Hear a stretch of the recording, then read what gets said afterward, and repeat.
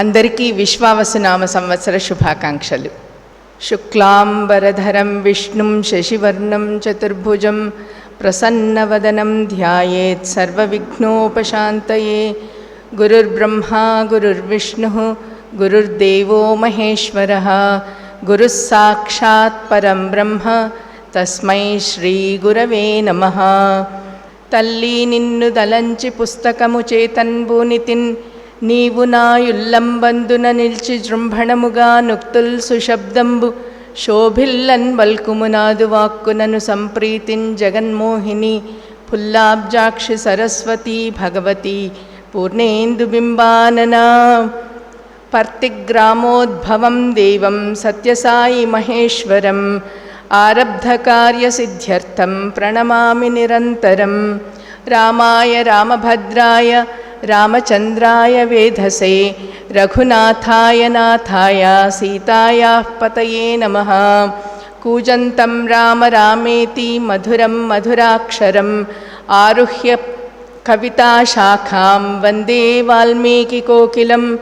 గోష్పదీకృతవారాసిం మశకీకృతరాక్షసం రామాయణ మహామాల రత్నం వందే అనిలాత్మజం. సభాయే నమః.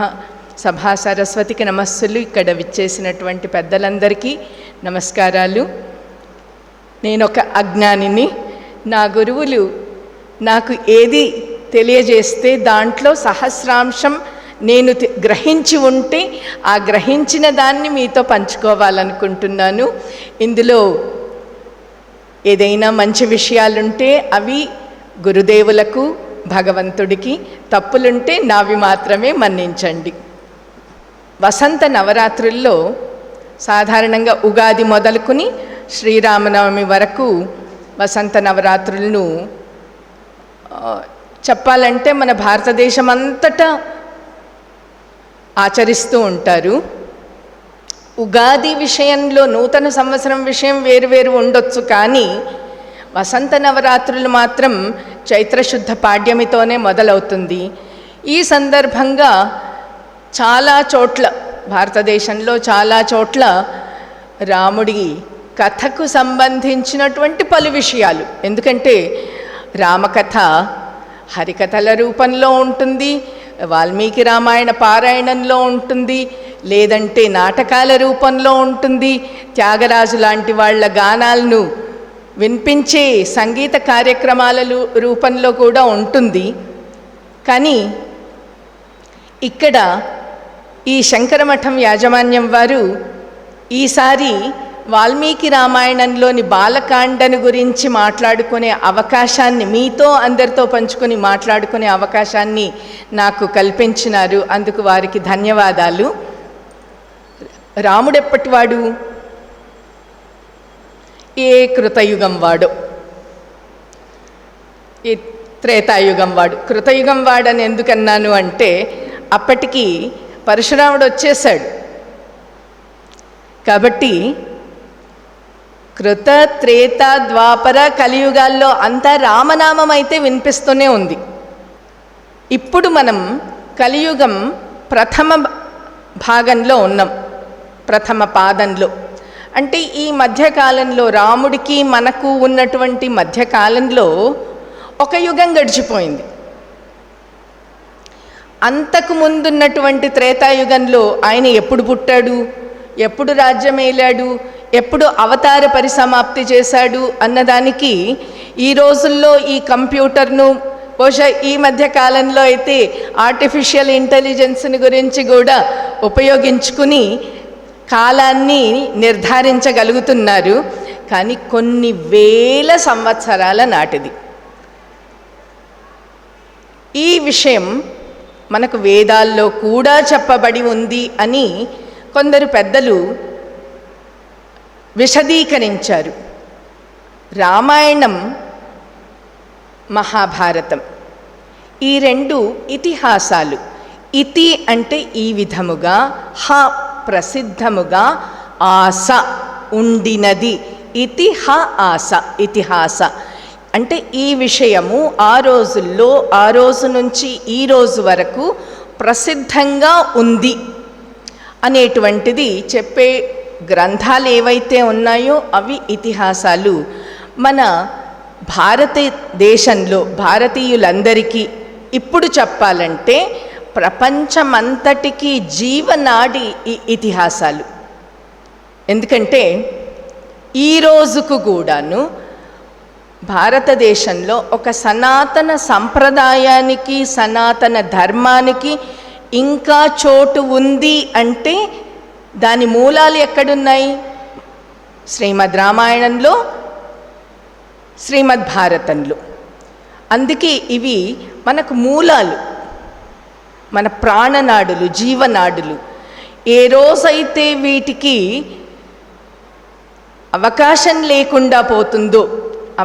లేకుండా పోతుందంటే మనం మాట్లాడుకోవడానికి, చెప్పుకోవడానికి అవకాశం లేకుండా పోతుందో ఆ రోజున మనం కలియుగాంతమని మాత్రమే గ్రహించాలి.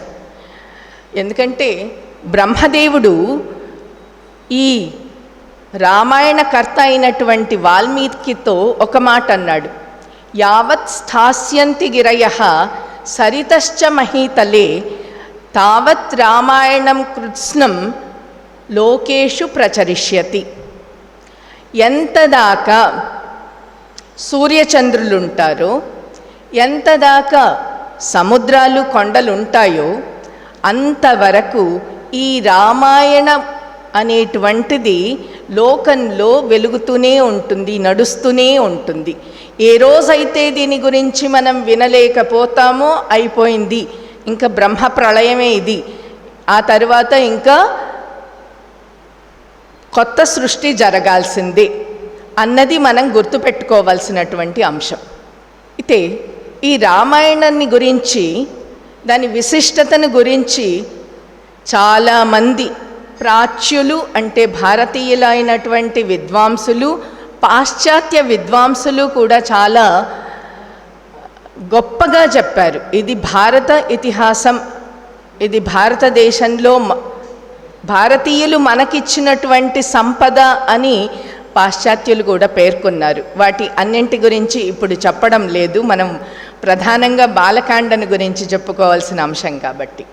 ఇక ఇతిహాస అంటే చాలామంది అనుకుంటున్నారు రామాయణం ఒక కల్పిత కథ, కట్టుకథ.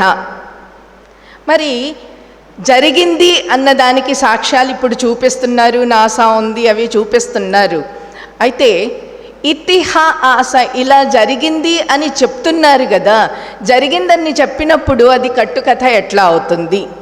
ఈ కట్టుకథ అని ఎందుకంటున్నారంటే, నాకు వచ్చిన ఆలోచన ఏంటంటే, ఈ రామాయణము త్రిపథగా అంటే 3 మార్గాల్లో ప్రవేశించేటువంటి గంగా నది లాంటిది, దాంతో పోల్చినారు విద్వాంసులైనటువంటి వాళ్ళు. గంగా నది ఏ విధంగా అయితే స్వర్గలోకంలో, భూలోకంలో, పాతాళలోకంలో ప్రవహిస్తూ జనాన్ని పునీతులను చేస్తోందో అదేవిధంగా ఈ రామాయణం 3 కోసం రచించబడి ఉన్నటువంటిది. అగ్నులు, విఘ్నులు, ప్రాజ్ఞులు. అగ్నులు ఏమీ తెలియదు, ఏమీ తెలియని వాళ్ళ కథ ఎట్లా చెప్పాలి? రాముడు పుట్టాడు, దశరథుడి కుమారుడిగా, వాళ్లకు 4 తమ్ములు, ఆయనకు 3 తమ్ములు ఉన్నారు. రావణాసురుడు సీతమ్మని ఎత్తుకుపోయాడు, ఆంజనేయుడు కనుక్కున్నాడు, సముద్రాన్ని దాటాడు, తీసుకొచ్చాడు, యుద్ధం జరిగింది, వాపస్ వచ్చేసినారు. ఇది ఇంత మాత్రం కథ చాలు.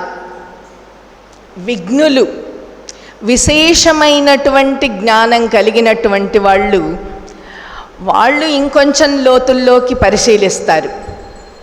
అసలు ఏమిటి కథ, దీంట్లో ఉన్నటువంటి అంతరార్థం ఏంటి, దీన్ని మనం తెలుసుకోవలసినటువంటి విషయాలేంటి, వీటిని గురించి అనుశీలన చేస్తారు విఘ్నులు. వాళ్ళకు కూడా ఇక్కడ ఒక గంభీరమైనటువంటి, లోతైనటువంటి, సమృద్ధమైనటువంటి నిధి ప్రక్షిప్తం చేయబడింది, అది వాళ్ళకు దొరుకుతుంది. ప్రాజ్ఞులు ప్రకృష్టమైన జ్ఞానం కలిగినటువంటి వాళ్ళెవరు? బ్రహ్మ జిజ్ఞాసువులైనటువంటి వాళ్ళు. ఇప్పుడు విఘ్నులైనటువంటి వాళ్ళు అందులో కావ్య సంపదను, అందులో అంతరార్థాన్ని, అందులో ఉండేటువంటి విశేషాలను గ్రహిస్తే, మరి ప్రాజ్ఞులైనటువంటి వాళ్ళకేమిటి అంటే వేద ప్రాచేత సాదాసీత్ సాక్షాద్ రామాయణాత్మన, వేదమే సాక్షాత్తుగా రాముని రూపంలో వచ్చింది అన్న సత్యాన్ని తెలుసుకునేటువంటి వాళ్ళు ప్రాజ్ఞులు. మనకు రామ రహస్యోపనిషత్తు, రామ తాపినీయోపనిషత్తు, స్కాంద పురాణంలోని కేదారఖండం మొదలైనటువంటివి. ఇవి కాకుండా పద్మపురాణము, బ్రహ్మాండ పురాణము మొదలైనటువంటి వాటిల్లోనూ, సీతా ఉపనిషత్తు కూడా ఉంది. అటువంటి వాటిల్లోనూ రాముని యొక్క పరమాత్మ తత్వాన్ని వివరించి చెప్తున్నారు. రామయేవ పరం బ్రహ్మ, రామయేవ పరంతపః. రామయేవ పరం బ్రహ్మ, సాక్షాత్తుగా శ్రీరాముడు పరబ్రహ్మ స్వరూపుడు. ఇక్కడ మనం గుర్తించాల్సినటువంటిది, సంస్కృతంలో బ్రహ్మ శబ్దము సృష్టికర్త అయినటువంటి చతుర్ముఖ బ్రహ్మను ఉద్దేశించి చెప్పేటువంటిది బ్రహ్మ శబ్దం. అది తరువాత అతీతమైనటువంటి, ఈ త్రిగుణాలకు అతీతమైనటువంటి పరమాత్మ తత్వాన్ని చెప్పేటువంటి బ్రహ్మ శబ్దం కూడా ఉంది. రామయేవ పరం బ్రహ్మ అన్నప్పుడు ఆ సుప్రీం బ్రహ్మన్ ఏదైతే ఉందో ఆ పరతత్వాన్ని చెప్పేటువంటిది రామశబ్దం. ఇక్కడ ఈ రామశబ్దానికి ఎందుకంత గొప్పతనం ఉంది అంటే, సప్తకోటి మహామంత్రాలు ఉన్నాయి. ఒక్కొక్కళ్ళు తమకు అనుకూలంగా, తమకు ఇష్టమైనటువంటి రూపంలో ఆ మంత్రాలను స్మరించుకొని, జపించి, ధ్యానం చేసుకొని, వశం చేసుకొని దివ్యశక్తులను పొందిన వాళ్ళు కూడా ఉన్నారు. మనకు ప్రధానంగా అష్టాక్షరి ఒకటి, పంచాక్షరి ఒకటి. నమో నారాయణాయ అనేటువంటిది అష్టాక్షరి, 8 అక్షరాలున్నటువంటి మహామంత్రం. నమఃశివాయ అనేటువంటిది 5 అక్షరాలున్నటువంటి మహామంత్రం. దీంట్లో మనం గమనిస్తే నమో నారాయణాయ, దీంట్లో ఉన్నటువంటి రా అనేటువంటి అక్షరం ఒకటి ఉంది. ఆ రా శబ్దాన్ని తీస్తే ఏమైపోతుంది? అందులో నుంచి తీసేస్తే నమో నాయనాయ, నా అయనం. అయనం అంటే జీవనయానం. అక్కడ జీవనయానమే లేదు. ఆ రకారాన్ని తీసేస్తే జీవితము లేదు, జీవిత పరమార్థము లేదు. నా అయనాయ అంటే అష్టాక్షరి మంత్రంలో రకారం ఏదైతే ఉందో అది దానికి ప్రాణం, బీజం.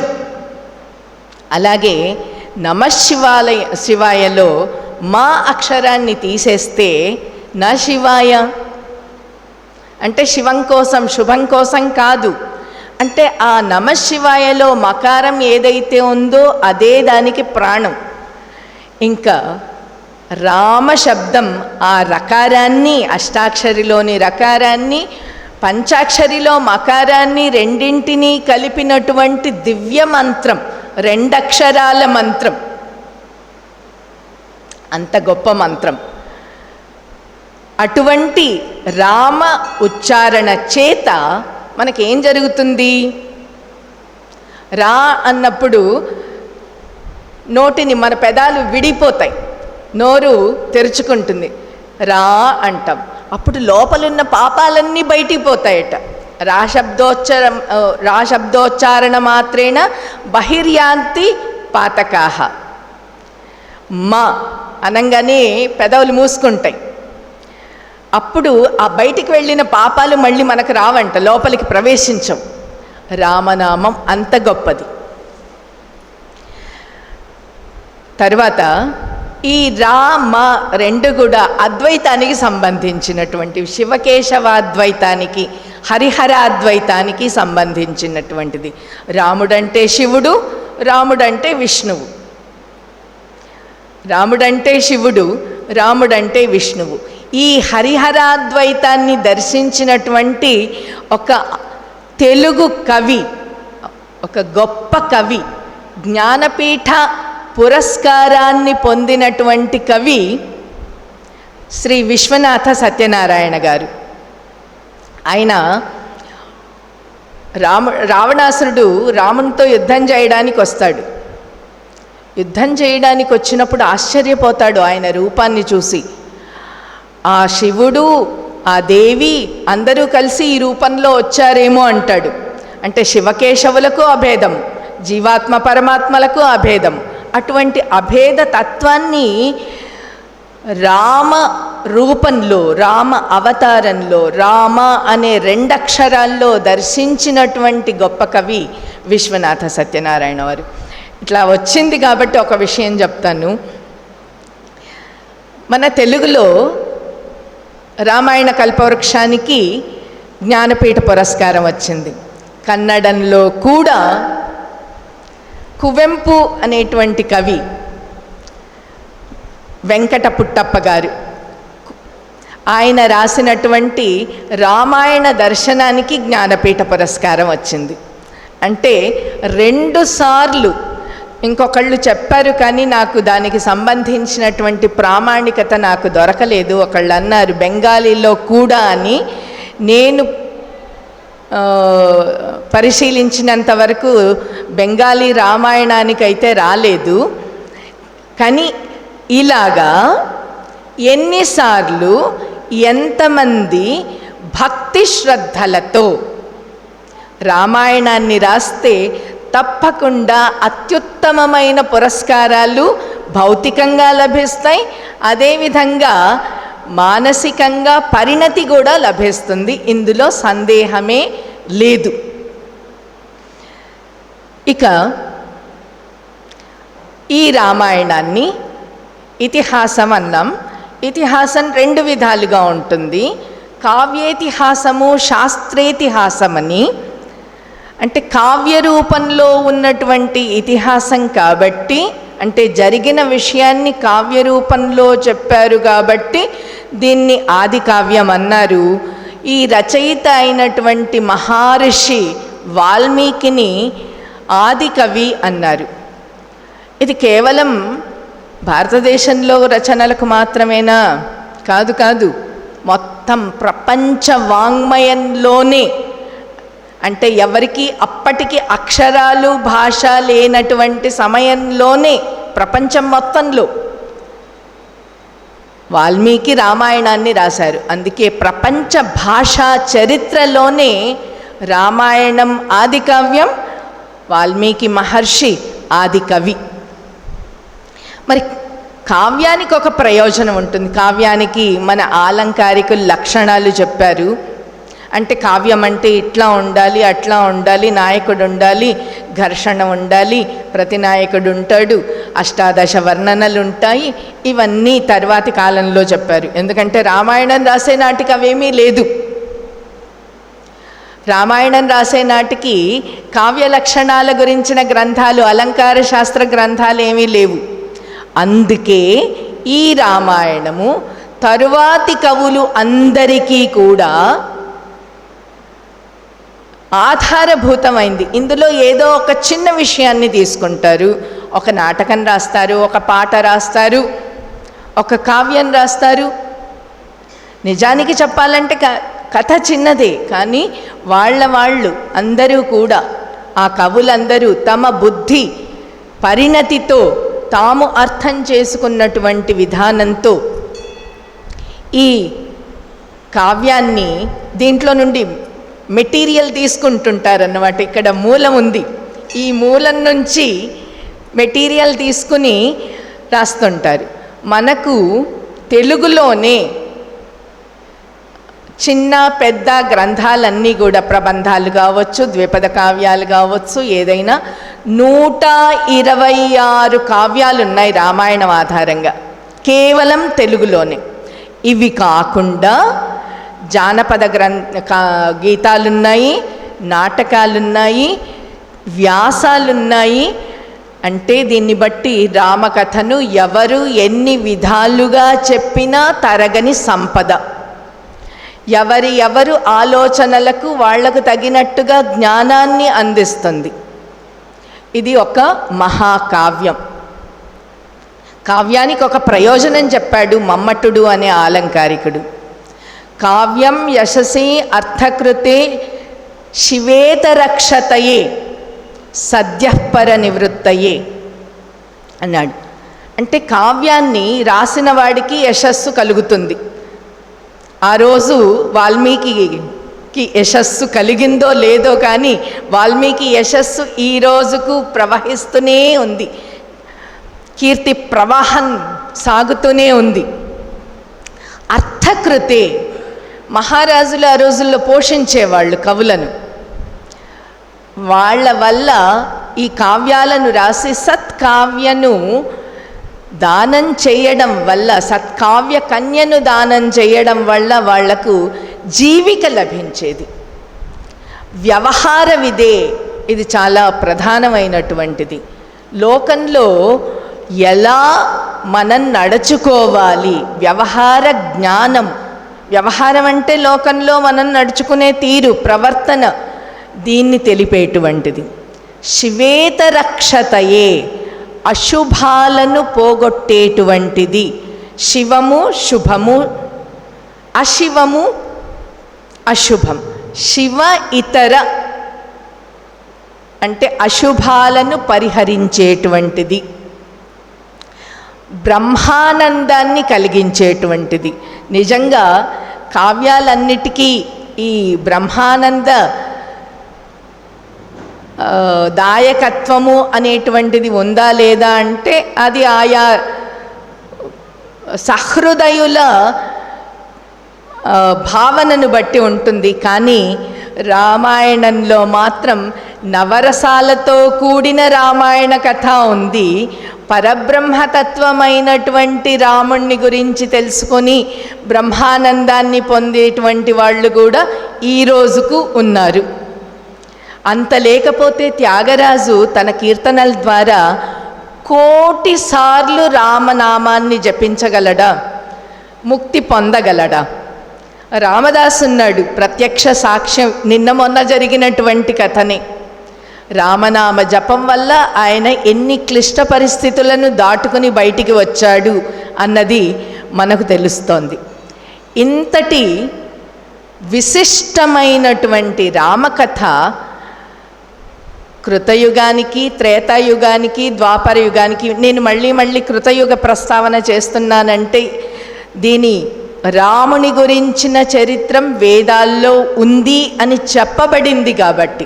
నాకు అచ్చంగా ఆ ఋగ్వేద భాగాన్ని నేను ఇప్పుడు చెప్పడం లేదు, కానీ ఋగ్వేదంలో రామశబ్దం ప్రయోగించబడిందని మా గురువుగారు చెప్పారు. అందుకే కృతయుగం కూడా చెప్తున్నాను.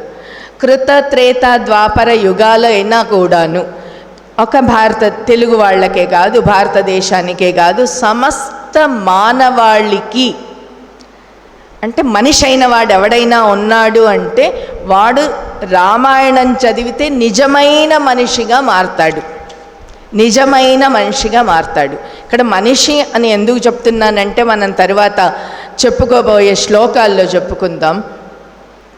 రాముణ్ణి పురుషోత్తముడు అన్నారు, పురుషులలో ఉత్తముడు. మనకిక్కడ విశిష్టాద్వైతానికి సంబంధించిన వాళ్ళు కూడా ఉన్నారు. వాళ్ళ ప్రకారం పురుషోత్తముడైనటువంటి నారాయణుడే పరమ పురుషుడు. ఆ విధంగా తీసుకున్న పురుషులలో ఉత్తముడు అనేటువంటి తత్పురుష సమాసాన్ని తీసుకున్న రాముడు ఎలా ఉండాలో అలా ఉంటే మనకు జన్మ సార్థకమవుతుంది అన్న విషయం మనకు స్పష్టమవుతుంది.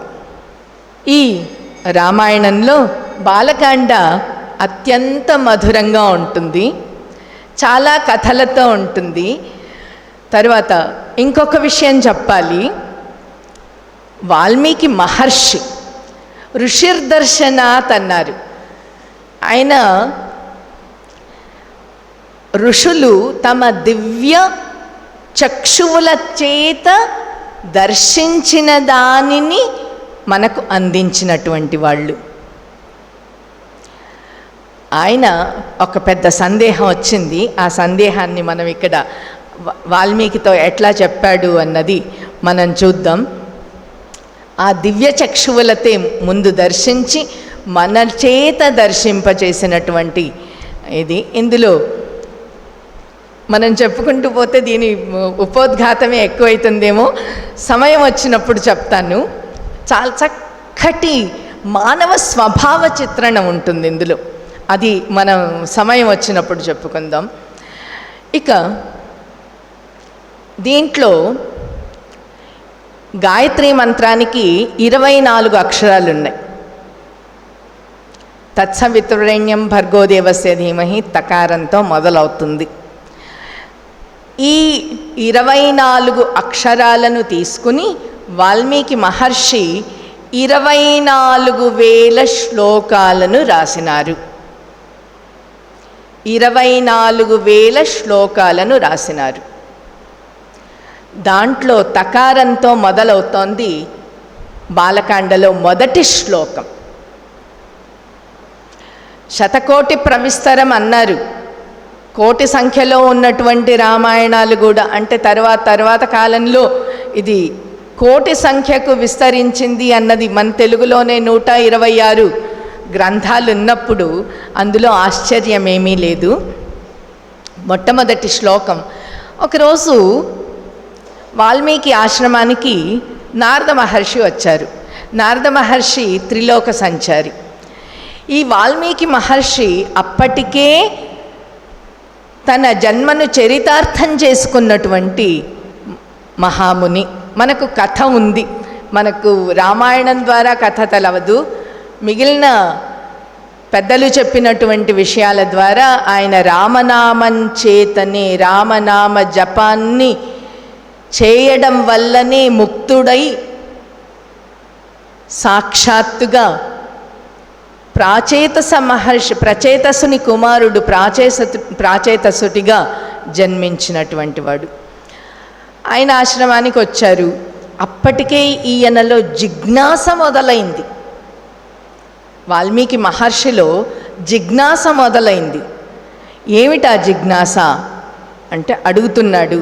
తపస్వాధ్యాయ నిరతం తపస్వీ వాగ్విదాంబరం నారదం పరిపప్రచ్ఛ వాల్మీకిర్ముని పుంగవం. తపస్వాధ్యాయ నిరతుడు ఎవరు? ఆ నారద మహర్షి. తపస్వి, వాగ్విదాంబరం, ఇవన్నీ కూడా నారదుడికి విశేషణాలు. తపస్సు, స్వాధ్యాయం. స్వాధ్యాయం అంటే తన పూర్వీకుల నుంచి వచ్చినటువంటి శాఖ ఏదైతే ఉందో, మనకు వేదంలో చాలా శాఖలు ఉన్నాయి, దాని గురించిన ప్రస్తావన ఇంకొకసారి ఎప్పుడైనా. ఆయా శాఖలు అంటే తమ పూర్వీకులు ఏ శాఖను అభ్యసించినారో, ఏ శాస్త్రాన్ని అభ్యసించినారో దాన్ని పరంపరగా, సంప్రదాయంగా, సంప్రదానము అంటే ముందు వాళ్ళ నుంచి మనకు ఇవ్వబడ్డం. సంప్రదాయం అన్న పదానికి అర్థం అది. సంప్రదానం, బాగా ఇవ్వడం. నేను అటు ఇటు కాకుండా దీని దగ్గరికే వస్తున్నాను, సంప్రదాయం గురించి మళ్ళీ చెప్తాం. అట్లా తమ పూర్వీకులు ఏ శాఖనైతే అభ్యాసం చేసి, అధ్యయనము అధ్యాపనము రెండింటికి సంబంధించినటువంటిది స్వాధ్యాయం. పైగా తపస్సు అనేటువంటిది, తపస్వాధ్యాయ నిరతం, తపస్సు స్వాధ్యాయం రెండిటిలోనూ గొప్పవాడైనటువంటి. ఎట్లా చేస్తున్నాడు? అప్పుడోసారి కాదు, నిరతం, ఎడతెరపి లేకుండా. ఇంకా తపస్వి, తపస్సు కలిగినటువంటి వాడు తపస్వి. వాగ్విదాంబరం, సాధారణంగా వాక్కు అంటే మాట, ఇంతవరకే మనకు తెలుసు. కానీ శాస్త్రం ఏం చెప్తోంది అంటే వాక్ విత్ అంటే తెలిసినటువంటి వాడు. వాక్ విత్, వాక్కును గురించి తెలిసినటువంటి వాడు. అంటే 4 వేదాలు, 4 ఉపవేదాలు, 6 వేదాంగాలు, మొత్తం అన్నింటినీ తెలిసినటువంటి వాడు నారద మహర్షి. ఇటువంటి నారద మహర్షిని మునిపుంగవుడైనటువంటి వాడు. ఆ నారదుడు తొలి ఋషి అయి ఉండొచ్చు, ఎందుకంటే మొట్టమొదట బ్రహ్మ మానసపుత్రుడు ఆయనే కదా, మొట్టమొదటి సృష్టి కాబట్టి. అటువంటి నారదుణ్ణి వాల్మీకి పరిపప్రచ్ఛ. మనకు భగవద్గీతలో ఉంది పరిప్రశ్నేన సేవయ. ఇక్కడ దీన్ని ఇక్కడ ఇద్దరు ఉన్నారు, ఒక గురువు ఒక శిష్యుడు. గురువుకు ఎటువంటి అర్హతలు ఉంటే అతడు గురువు అవుతాడు, ఎటువంటి వాడు శిష్యుడు అవుతాడు. ఈ చిన్న శ్లోకంలోనే ఈ రెండు విషయాలను తెలియజేశాడు వాల్మీకి. వాగ్విదాంబరుడై ఉండాలి, తపస్వి అయి ఉండాలి, స్వాధ్యాయి అయి ఉండాలి. తన అధ్యయనాన్ని అధ్యాపనాన్ని తెలిసినటువంటి వాడై ఉండాలి. తపస్సు ఎందుకు? తపస్సు అంటే కూర్చొని ధ్యానం చేయడం కాదు. మనకు మళ్ళీ భగవద్గీత దగ్గరికి వెళ్తే 3 రకాలైనటువంటి తపస్సులను చెప్పారు. అంటే అది ఒక నియమం, ఒక వ్రతంగా, ఒక మాట, త్రికరణ శుద్ధి, వాక్కు, ఆలోచన, క్రియ, ఇవన్నింటినీ కూడాను, అన్నింటిలోనూ తపస్సుంది. ఆ అన్నింటినీ నియమించుకుని కంట్రోల్ చేసుకున్నటువంటి మనిషి ఎవరైతే ఉంటారో వాళ్ళు తపస్వులు. కేవలం కాయాన్ని శోషించుకోవడం కాదు, ఇంద్రియ నిగ్రహంతో వాక్ మనస్సును క్రియను ఎవరైతే తమ అధీనంలో ఉంచుకున్నారో వాళ్ళు. అటువంటి గురువుకు ఆ లక్షణం ఉండాలి. శాస్త్రాధ్యయనం చేసి ఉండాలి, శాస్త్ర జ్ఞానం ఉండాలి. నిరంతరము ఆ జ్ఞానాన్ని నిరతం స్వాధ్యాయం, అది ఫ్లో ఉండాలి. మొన్నెప్పుడో చదువుకున్న, 4 ఏళ్ల వెనక చదువుకున్నాను, ఈరోజు చెప్పమంటే నాకేం గుర్తుండదు. అది కాకుండా 4 ఏళ్ల నుండి నేను చదువుతూనే ఉంటే నాకు చెప్పడానికి అధికారం వస్తుంది, చెప్పడానికి విషయం ఉంటుంది. కాబట్టి నిరతమైనటువంటి శాస్త్రజ్ఞానం కూడా ఉండాలి. మరి శిష్యుడికి ఎటువంటి లక్షణం ఉండాలి? ఇవన్నీ గురువుగారికి ఉండాల్సినటువంటి లక్షణాలు. శిష్యుడికి ఎటువంటి జ్ఞానం ఉండాలి? కుతూహలం ఉండాలి, తెలుసుకోవాలన్నటువంటి జిజ్ఞాస ఉండాలి.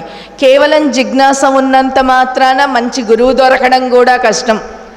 అటువంటిది గురువుగారు దొరికినాడు. అవకాశంని సద్వినియోగం చేసుకోవడానికి పరిపప్రచ్ఛ, ప్రశ్నించినాడు. మనకు ప్రశ్నోపనిషత్తులోనే ప్రశ్నించడం వల్ల జ్ఞానం ఎట్లా వస్తుంది అన్న విషయం కూడా మనకు తెలుస్తుంది. సో గురు శుశ్రూషయా విద్య పుష్కలేన ధనేనవా అథవా విద్యయా విద్య చతుర్థాన్నోపలభ్యతే అని తర్వాత కాలం వాళ్ళు చెప్పారు, విఘ్నులైనటువంటి వాళ్ళు. మొత్తానికి గురు శుశ్రూష అయినా చెయ్యాలి, ప్రశ్నించి తెలుసుకోవాలి, లేదా రెండూ కలిసి గురు శుశ్రూష చేస్తూ అవకాశం వచ్చినప్పుడు అడిగైనా తెలుసుకోవాలి. సో దానికి జిజ్ఞాస ఉండాలి. జిజ్ఞాస, తెలుసుకోవాలన్నటువంటి తీవ్రమైన కోరిక ఉండాలి. అప్పుడు ఆ జిజ్ఞాసతోనే అడిగాడు. ఏమని? కోన్వస్మిన్ సాంప్రతం లోకే గుణవాన్ కశ్చ వీర్యవాన్ ధర్మజ్ఞశ్చ కృతజ్ఞశ్చ సత్యవాక్యో దృఢవ్రతః. ఈ 16 లక్షణాలు ఉన్నటువంటి 3 శ్లోకాలను పూర్తి చెప్పేసి వివరణిస్తాను. చారిత్రేణ చ కోయుక్తః సర్వభూతేషు కోహితః విద్వాన్ కః సమర్థశ్చ కశ్చైక ప్రియదర్శనః ఆత్మవాన్ కో జితక్రోధో ద్యుతిమాన్ కోనసూయకః కస్య బిభ్యతి దేవాశ్చ జాతరోషశ్చ సంయుగే ఏతదిచ్ఛామ్యహం శ్రోతుం పరం కౌతూహలం హిమే మహర్షేత్వం సమర్థోసి జ్ఞాతుం ఏవం విధం నరం. ఇది వాల్మీకి అడిగినటువంటి విషయం. కోన్వస్మిన్ కహ ను అస్మిన్ లోకే. ఆయన పాతాళలోకం గురించి అడగలేదు, దేవలోకం గురించి అడగలేదు. అస్మిన్ లోకే, ఈ మానవ లోకంలో. కహ, ఎవడున్నాడు? ఎటువంటి వాడు? గుణవాన్, గుణవంతుడు. గుణవంతుడు అంటే నీతి నియమాలున్నవాడు, అంటే ఇది గుణము అనేటువంటిది చాలా లక్షణాల యొక్క సమూహం. చాలా మంచివాడు అంటారు. ఆ మంచి ఎక్కడి నుంచి వచ్చింది? ఏది మంచి? ఎన్నో ఉంటేనే వాళ్ళని మంచివాళ్ళు అంటాం. కాబట్టి ఒక్క లక్షణమే కాదు, గుణవాన్, గుణములను కలిగినటువంటి వాడు, సద్గుణ సంపన్నుడు. వీర్యవాన్, పరాక్రమశాలి, బాగా అన్యాయాన్ని సహించలేకుండా ఎదుర్కొని తలపడి విజయాన్ని సాధిస్తే కదా వీర్యం ఉన్నట్టుగా, పరాక్రమవంతుడైనట్టుగా. గుణాలు ఉన్నాయి. అన్యాయాన్ని సహించలేనటువంటిది, న్యాయంగా ఉండడం కూడా గుణమే. కానీ దానికి తోడుగా ప్రతాపం, పరాక్రమం కూడా ఉండాలి. ధైర్యం ఉన్నటువంటి వాడు. ధర్మజ్ఞశ్చ, మళ్ళీ ఒకదానికి ఒకటి లింక్ చూసుకుంటూ ఉండండి మీరు. పరాక్రమం ఉంది, శక్తి ఉంది కదా అని పోయి ఏదో నెల రోజులు సామగరడీలు చేసి మూలనున్న ముసలమ్మను కొట్టాన్న ఒక సామెత ఉంది. అట్లా కాకుండా సంబంధం లేనటువంటి విషయాల్లో పోయి వాళ్ళెవరో కొట్లాడుకుంటున్నారు, విషయం తెలియకుండా వాడిని వీడిని కూడా కొట్టేసి వస్తే బలం ఉన్నందుకు అది కాదు కదా ప్రయోజనం. అందుకని ఆ బలాన్ని ఎప్పుడు ఎట్లా వినియోగించుకోవాలి? ధర్మజ్ఞశ్చ, ధర్మం తెలిసి ఉండాలి.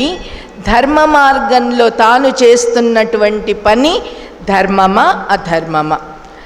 చాలా సూక్ష్మమైనటువంటి విషయం ఏంటంటే, ధర్మము నాకు, నీకు, సమాజానికి అంతటికీ పనికొచ్చేటువంటిది, ప్రయోజనకరమైనటువంటిది ఏదైతే ఉందో అది ధర్మం.